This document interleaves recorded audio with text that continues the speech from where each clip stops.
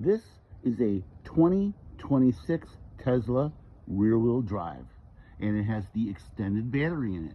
This is an excellent car. It's got a fantastic stereo. It's got all the top-notch Tesla components inside. So why am I showing you Tesla? Everybody sees Teslas. Well, today we're going to do something that I think is pretty interesting. We are going to charge this Tesla from my garage. Well, you say, well, that's probably nothing super special, but in this case, I think you'll find it very interesting and somewhat special. So let's get into it. So I'm looking at the computer screen dashboard, whatever you want to call it, and we notice the car is at 65% battery charge, and we are going to 80%. So we charge this up to 80%, and it will, that is what Tesla recommends. When you're going to go out of town or go on a long ride, you would probably go to a station, one of those charger stations, and charge it up to maybe 100%. But for just daily driving, if you're not going very far, you can charge. They want you to keep it about 80%, and they like it when you plug it in overnight. That's kind of the way they like you to do it. At any rate, the car does not live at this location. She brought it over for me to charge it. So like I said, it's at 65%, and we're gonna bring it up to 80%. So let's get into that a little deeper. This is where it's gonna really start getting interesting.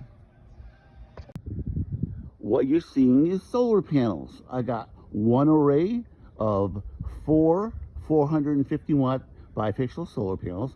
I've got a second array. They're about the same thing. They're not bifacial, but they're about 400, I think they're 425 watts each. That's the second array. This array faces west. It gets the evening and afternoon sun. This is facing south, which gets sun mostly all day. So I would guess that now you're seeing where this video is going. We are going to charge the Tesla with solar panels. So what you're seeing now, I'm in my garage, and I have a solar setup that is in temporary status till I completely build up the system. So you can see a all-in-one inverter, EG4 6000 XP. It's just laying on a table, and it's just all wired up. As you can see the wiring. I have two 14.5 kilowatt batteries. They're connected in parallel, so it's around 28 kilowatts. You know, a Tesla, this car, has over 78 kilowatts. That's a lot more power than what this system has. But this system can run the house no problem, and can do a lot of amazing things. So, okay, let's go on. What I have here is I'm now putting out 240 volts from the inverter. And I built this box, and what I have connected right now is the Tesla mobile charger version 3. It's plugged in at 240 volts, and it has a wire running out to the Tesla. This is the EG4 app being displayed on my iPad. Right now, you can see that it has a remaining capacity of 557 amp hours. Total is 560. It's not completely charged, but really close enough. It's at like 99%. Right now, all we're getting is 49 watts from the south-facing solar array and 23 out of the west. And that's because it's just nothing being drawn from the panels. So it's kind of sitting there. And the battery, like I said, is at 99%. And it's ready to start plugging into the Tesla, and let's see what happens. So what I'm going to do now is I want to open the charging port. I push the button on the charger, and it opens up. And we will now plug this in firmly, and now the Tesla is going to recognize the charger, and it's going to lock it so you can't pull it out. And I know you can't see it because of the sunlight, but eventually over here it turns colors. You can see that it's green or red depending on the situation. So let's go into the vehicle and we'll see what the screen says. All right, so looking at the screen, you see that Tessie is at 65% and it is now charging. You can see over here it will stop at 80%. We're at 65% right now.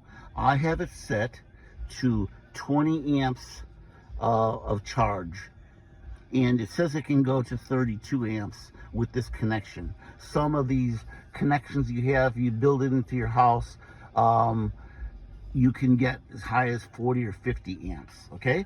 But we're doing my solar, and my inverter isn't that powerful, so I figured at 20 amps it's going to get a terrific charge.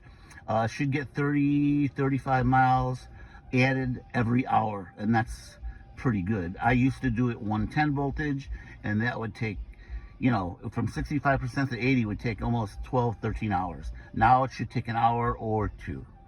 So that's what we're doing right at the moment. Let's go look at the EG4 app on the iPad, see what it shows. So I'm on the iPad looking at the EG4 application, and as you can see, we're getting 2,482 watts is coming out of the battery, and the rest is coming from the solar. So it's a total of 4,792 watts being outputted to the Tesla, okay? The battery is putting out so much, the solar is putting out so much. So if I had a lot more solar panels, it would not be using the battery at all.